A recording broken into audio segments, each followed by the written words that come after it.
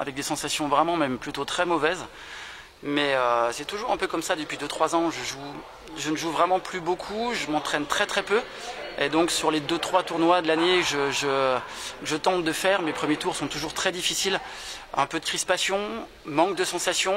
Il faisait froid ce matin et c'est vrai que j'ai du mal à me mettre en route. L'âge peut-être.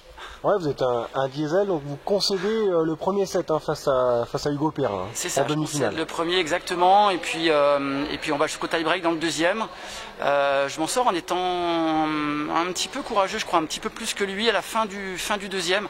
Même sans avoir de bonnes sensations, je crois que j'ai avancé, j'ai au moins ce mérite-là. Et puis après dans le troisième, lui mentalement est un peu touché, et puis moi je me libère du coup, et puis c'est nettement mieux dans le troisième.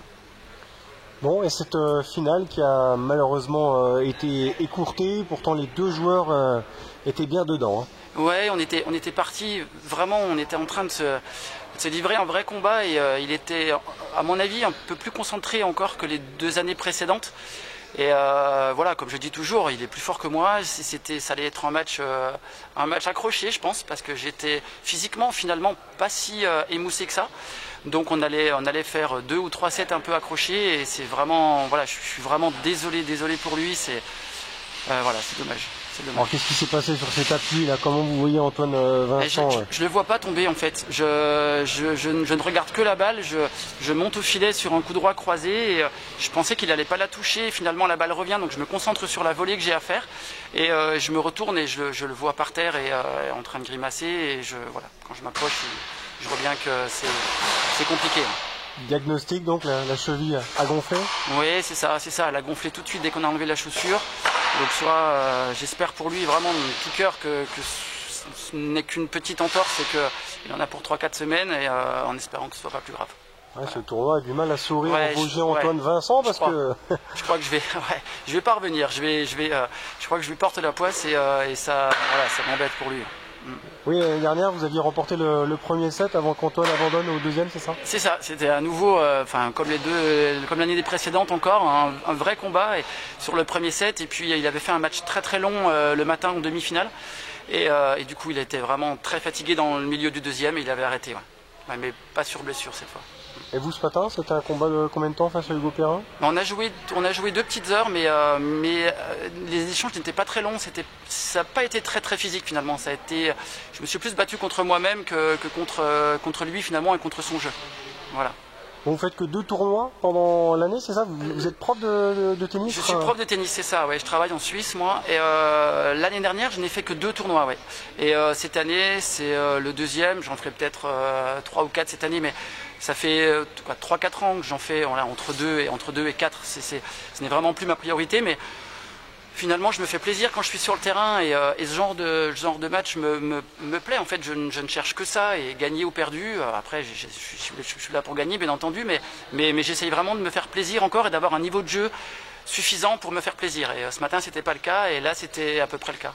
Dommage. Il faut se faire violence à 45 ans pour retrouver l'envie d'être sur des tournois comme ça. L'envie, non, l'envie, je crois que je partirai plus souvent.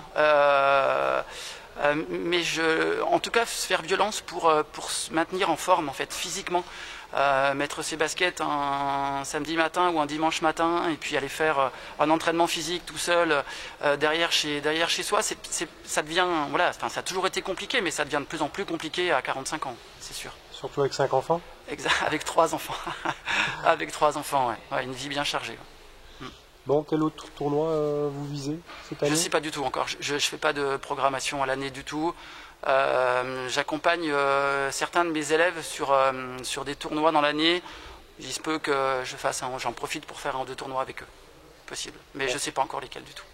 Bon, c'est difficile, c'est beaucoup de sacrifices pour un joueur, même les meilleurs joueurs que vous entraînez, de pouvoir vivre de cette passion finalement. Tout à fait, ouais, c'est un milieu difficile. Le sport est un milieu difficile dès qu'on arrive à haut niveau. Voilà, il y en a plein qui tentent le coup tout simplement. Je crois qu'il faut pas avoir de regrets et pour ça il faut travailler dur et faire des concessions, c'est sûr, même tôt. Mais ça vaut le coup, je pense. Ça vaut le coup au moins d'essayer et de ne pas avoir de regrets après. Ouais.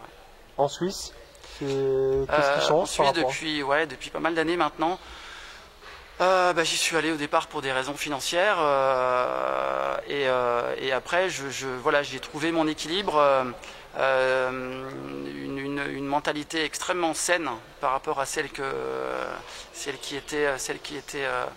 je trouvais moi à Besançon et du coup humainement tellement intéressant que pour l'instant j'y suis bien.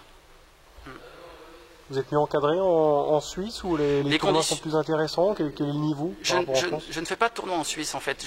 J'accompagne mes élèves en Suisse et en France du coup. Moi je ne joue pas là-bas et c'est vrai qu'on a des conditions vraiment meilleures qu'en France avec l'hiver. On travaille sur des terrains chauffés. Tout le monde est aux petits soins. C'est vrai que globalement les conditions sont plus faciles, sont meilleures là-bas. Mais je vous dis vraiment, humainement, il y a quelque chose de plus. C'est vraiment un pays très sympa.